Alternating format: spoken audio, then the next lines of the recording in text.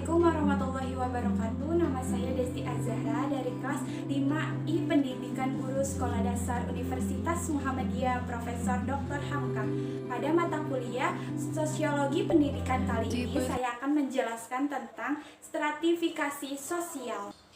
Stratifikasi sosial berasal dari kata Latin strata yang berarti lapisan. Dalam sosiologi pendidikan, stratifikasi sosial dapat diartikan sebagai pembeda penduduk atau masyarakat berdasarkan kelas-kelas yang telah ditentukan secara bertingkat berdasarkan dimensi kekuasaan, privilege atau hak istimewa, dan prestis atau wibawa. Menurut Pitirim A. Sorokin, stratifikasi sosial adalah sebagai perbedaan penduduk atau masyarakat ke dalam kelas-kelas yang tersusun secara bertingkat atau hierarki. Selanjutnya yaitu sifat stratifikasi sosial. Sifat stratifikasi sosial terbagi menjadi dua. Yang pertama sifat alamiah dan yang kedua sifat disengaja. Sifat alamiah terbentuknya lapisan masyarakat secara alamiah adalah keturunan, senioritas. Yang kedua ada sifat disengaja. Sifat disengaja berkaitan dengan pembagian kekuasaan dan wewenang resmi di organisasi formal seperti pemerintahan, perusahaan, dan parpol atau partai politik.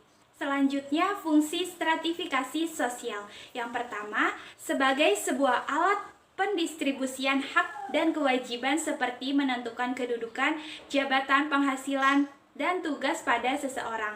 Yang kedua, sebagai penentu tingkatan status sosial serta kedudukan di dalam struktur sosial masyarakat.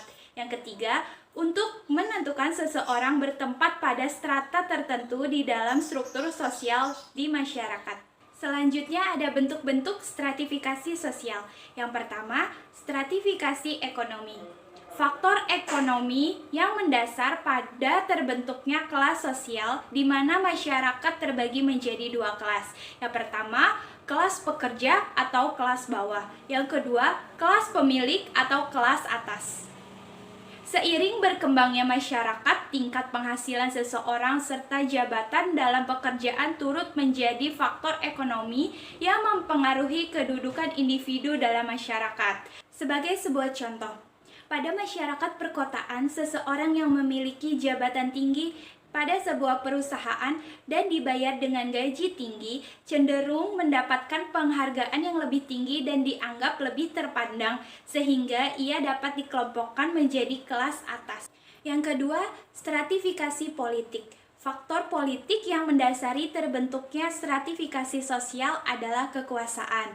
Kekuasaan dapat diartikan sebagai kemampuan yang dimiliki seseorang untuk mempengaruhi orang lain dalam mencapai tujuannya. Biasanya kekuasaan didapatkan dalam individu melalui jabatan formal. Maka makin tinggi jabatan seseorang individu, maka ia akan dihormati oleh masyarakat dan menduduki kelas sosial atas. Begitupun sebaliknya.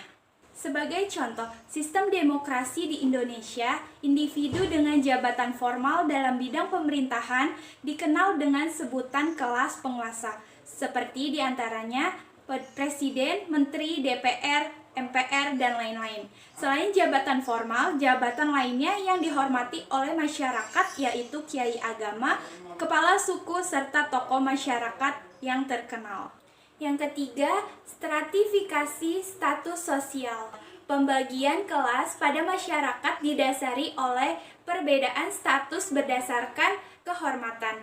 Individu yang berasal dari kelas terhormat atau kelas atas akan cenderung membatasi pergaulan dengan orang atau individu dari luar kelasnya.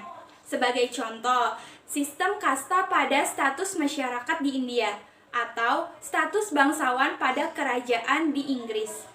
Kalau di Indonesia seperti adanya istilah darah biru, di mana individu berkedudukan tinggi dalam masyarakat karena masih merupakan keturunan kerajaan Jawa.